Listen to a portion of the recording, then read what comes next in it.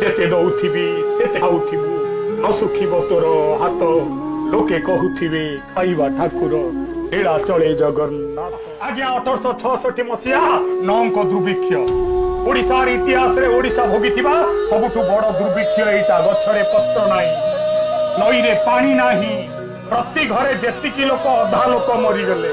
सी वर्तमान सब कांधे की जाऊची सकाळे संज बेले सी निजे सब साजु गछर पत्र खाई लोक बंचुथान। गाँव किछि लोक चिंता कले भाई आमे जदि भोकरे उपासरे दुखरे दारिद्रतारे मरिबा ताहले एठी काईकी मरिबा, चलो आमे श्रीक्षेत्र पळेइबा।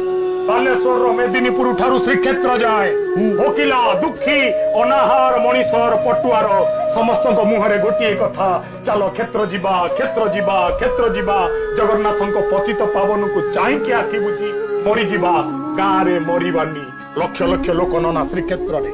पुरीर प्रशासक थांती वाल्टियर डाकिले गजपति दिव्य सिंह को। गजपति दिव्य सिंह लक्ष लक्ष भोकिला आसिले श्रीक्षेत्र।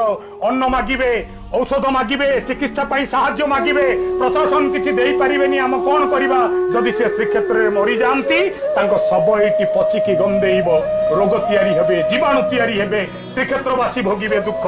आंकु केमिति बंचेइबा।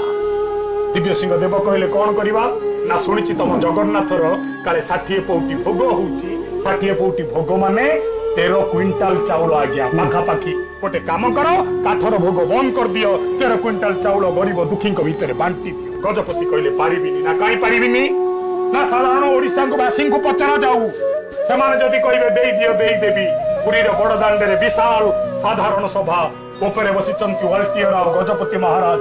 वाल्टियर कहले सुनरे भोकिला ओडिया दल मरी जाउच सरी जाउच माटी रे मिसिबाकू जाउच, आखि आगे पुओ बापा झियो आत्मीय परिवार रो मृत्यु देखुच, राजी हेई जाओ। आज तू जगन्नाथर 13 क्विंटाल चाउल तमर खाई की बंची जाओ रे लक्ष लक्ष ओडिया। वाल्टियर भाबिथिला भोकिला ओडिया बोधे ताली मारी की नाचिबे।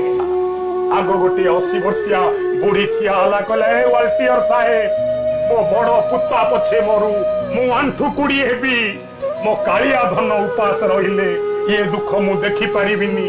तार जी भात बंद करिवो मु ता तंटी रे तांत लगी। स्त्री बाहरी कइला भांगिली शंखा पछिली सिंदूर, स्वामी पछे मरि जाऊ विधवा हबाकू राजी। मो जगन्नाथ स्वामी के केही उपास रखिबनी, रहिले मो जीवन रखिबिनी। भौणी कइला भोके भाई मरि जाऊ बेलगछ डाले रे राखी बांधी देबी। मो कालिया भाई उपास रहिले सही पारिबिनी। मो गुंडीचा राणी मागिची जेते दौथिबी सेते खाउथिबु न सुखिब तोर हाथ लोके कहूथिबे खाइबा ठाकुर एड़ा चले जगन्नाथ।